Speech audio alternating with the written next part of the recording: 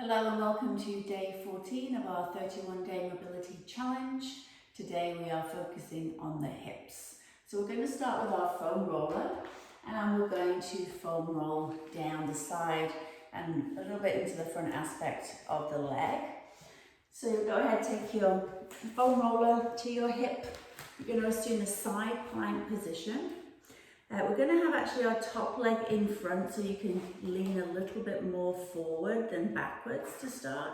And we're going to just roll from the top and just at the bottom of the pelvis and then down the top part of the upper leg. So using that other hand to support you.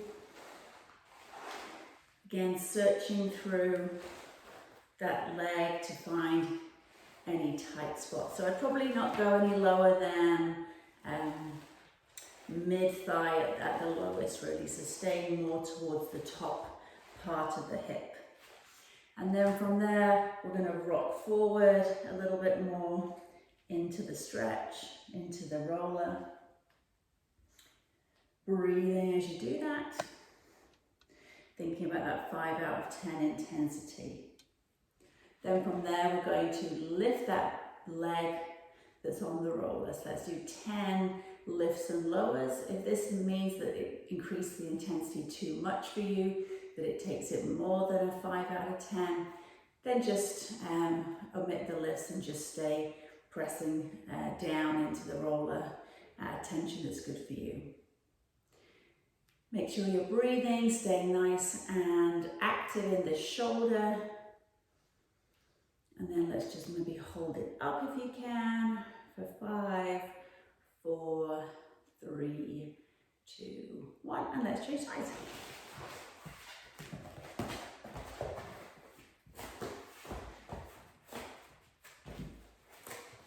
Okay, so that plank position, nice strong shoulder. You'll notice that my elbow is underneath my shoulder, my arm isn't all the way out here.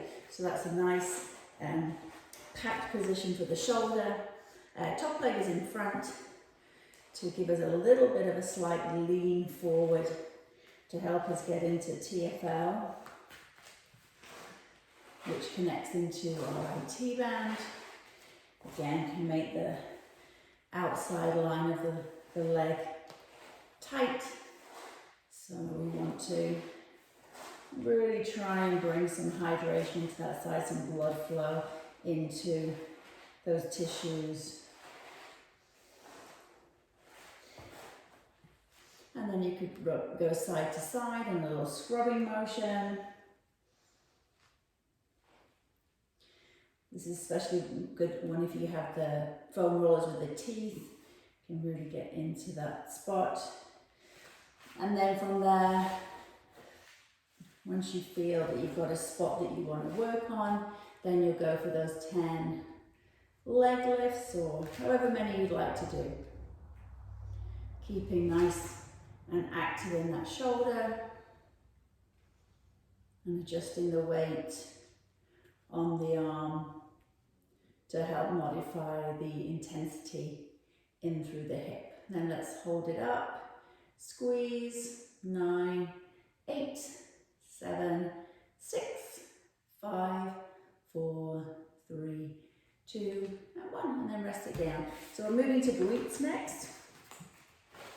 So you'll sit on your foam roller and you will try to lean onto one cheek more than the other. So I'm doing the one closest to the camera right now.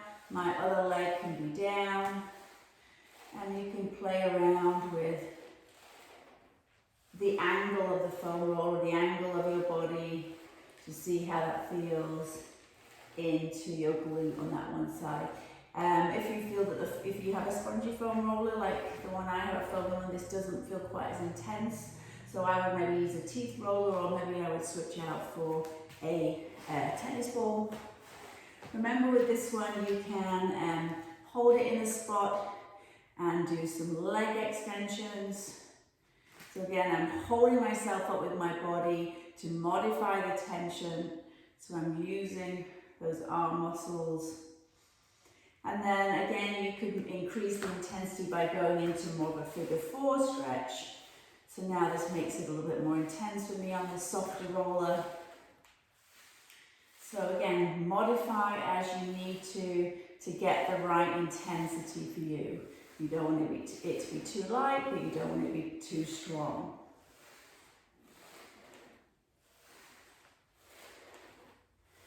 So again, foam roller or ball for this one. So let's switch sides. So I'm slightly onto one cheek, and then I'm rolling up and down through that cheek, looking for tight spots. And then when I find a spot that feels like it needs more of a release, I will do some leg movements. That could be leg up and down. You could even do some straight leg lifts, in and out. So kind of anything that's going to give you a little bit more tension on that spot. You could go into your figure 4 and see how that feels. So we've increased the tension on the muscle, because it's more in a stretch position, which will then increase the tension coming down through that roller. Good, so make sure you're breathing through the whole time.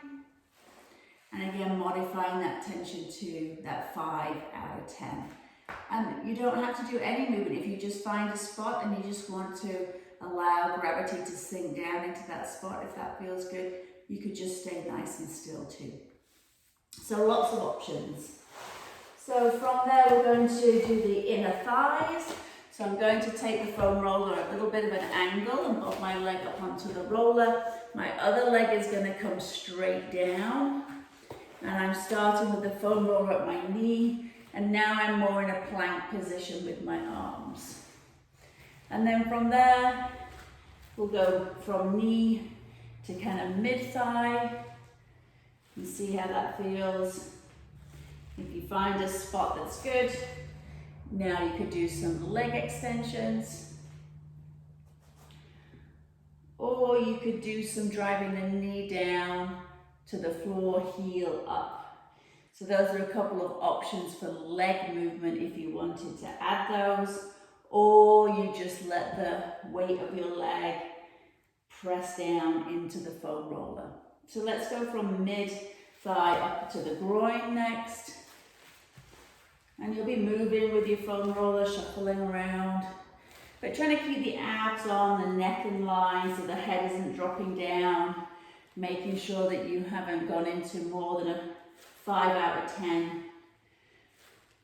And then again, if you find another position, another spot, you can just relax down onto it. So around the groin you might find a spot. Or you could add some of those leg movements. So your choice. So just breathing here. Checking on your abs, your back hasn't arched. Keep pulling the abs in. And we'll change sides. So roller at an angle, leg over the roller. Other leg is back. Adjust the roller so it's by your knee. And then plank position. And then coming from the knee halfway up the thigh. Breathing. When you find a spot, adding some leg movement if you want to. So I'm doing some leg extensions here. And then we could also do some knee down, heel up. So in this knee down, heel up, we'll make sure that you're not letting the back drop as you lift the heel. So only go as high as you can keep the back in line. Then we're going to go a little bit higher up from the mid thigh into the groin. See what that feels like. And maybe here you just want to let the weight drop down onto the muscle and breathing. Or again, you could add those leg movements. So I'm keeping my neck in line with my spine allowing my body weight and gravity to just press down onto the roller. Okay, so that's our rolling done for today. We're going to start moving on to our stretches. And the first one we have is a lunge hold. So I want you to be able to focus on the posture rather than balance and getting into the stretch. So if you need to be near a counter or something to hold on to, then position yourself as you need. So for our lunge hold, we're going to take our legs nice and wide, and then I'm going to turn my toes out on one side. And then from there, I'm going to lift my arms straight ahead, and I'm going to sink down into the stretch. So what I'm looking at doing is pushing this foot of the straight leg into the floor. I'm looking at trying to open this knee out. So if having the arms out here is distracting, or maybe you want to have your hands so you can adjust yourself by pressing this knee open and pressing this thigh back. Maybe you're in a position here with your hands, so you're making sure you're nice and active in the stretch rather than collapsed in. You want to feel like you're working in this position. If that feels good, you could extend the arms, and you can see if you just, as you hold the stretch, whether you can sink a little bit deeper into it. So if you had a counter or something to hold on to, you would have that out here helping you for some support out front, or you're holding more with your muscles. And let's take our elbow down onto the thigh. So we're really trying to drive this knee out over, if you look down where the knee's going, over that first toe. And then what tends to happen is this hip wants to roll in with you. So I want you to think about pressing this knee down, but still opening up through this thigh as much as you can. So with this hand, it can help to take it behind your back to try and open this area. And we're going to breathe. So the knee, if you look at the shin, we should have a nice vertical shin with that knee pushing forward rather than that knee back here. So really check your positioning. So last few breaths here. Breathing, pressing open, pushing through my foot, opening the knee. Chest proud, hand behind the back to open the chest. And we'll release. We'll do a little shake out of our legs. And we'll try that on the other side. So again, you go as wide as you can control. And there's no points for getting the widest. I'm more concerned that you're in a good, safe stretch. Okay, so feet, one foot is pointing forward and this foot, we're turning that out so that knee can track over the toe. Maybe you are different in width between sides. And you think about driving that knee over that first toe. So check that first. Check that your knee is pressing forward rather than the knee is in a negative shin angle, which I am here. So I want at least a vertical shin. And then pressing that knee open, opening up through this hip. So I'm trying to spiral this thigh to the back. And you could have your arms out in front for a more active position. Again, you could have some front support to allow you to take some pressure out of the stretch. Taking our hand behind our back and elbow down to your knee to help press that knee over your toes. So keep checking, that knee might want to fall in. So keep having a little peek down and check that that knee is tracking over your toe. Check that you're not rolling on that outside onto the inside edge of that foot and you're trying to open this hip around. So chest open and proud. Thinking about being nice and contracted in your core, so in your bum. Breathing. Last couple of breaths here. And we'll come out and give our legs a little shake. Nice, that's a really nice hip opener. Now we're going to think about opening up through the muscles at the side of our hip into our core. So we're going to do an alternating side bend. I'm going to show you the easier modified version first. I'm sitting here on my knees. You could equally do this sitting on a chair.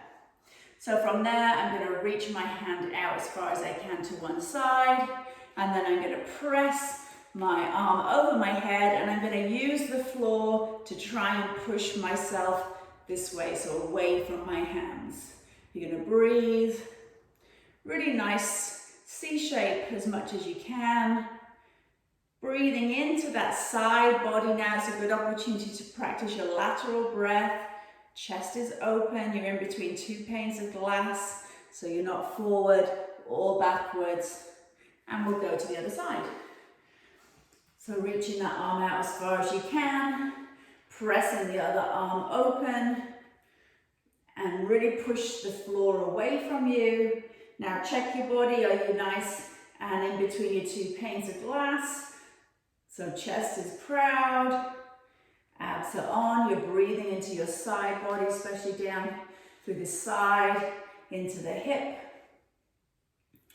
So you could stay now in that position, alternating side to side. If you want to make it a little bit more challenging, you're going to go into half kneeling position. So 1 foot forward, 1 foot back. Same thing, you'll take your hand down to the floor, and then you'll reach your arm over and you'll push yourself away from your hands. Breathing. So feeling the difference between stretches, and modify to whichever one feels better for you. We're going to switch sides. So you're going to keep going from side to side, probably doing about 5 on each side. And then maybe you're like, oh, well, I like the kneeling one because it gets X muscles for me. And maybe I like the half kneeling one because it gets different muscles. So your choice. So we're going to just do 3 today. We're going to switch sides. So whichever position is good for you. Hand down. Remember, we're really actively pushing away from the hands with this hand that's on the floor, and really actively reaching at the same time over with that top hand. Breathing. Nice. Good. So 5 out of 10, remember. You know who you are, who don't know how to modify it back down. So this is my reminder that I need you to be at a 5 out of 10, or else the body's not going to release. Okay, so you need to stay within those parameters. The whole point that we're doing this is trying to release muscles to give them more length. And if I'm shaking and holding on into a position, they're not going to relax and let go. So let go of the ego and just stay at that 5 out of 10. Okay, so from there we're going to do some work with the band. We're going to do some hip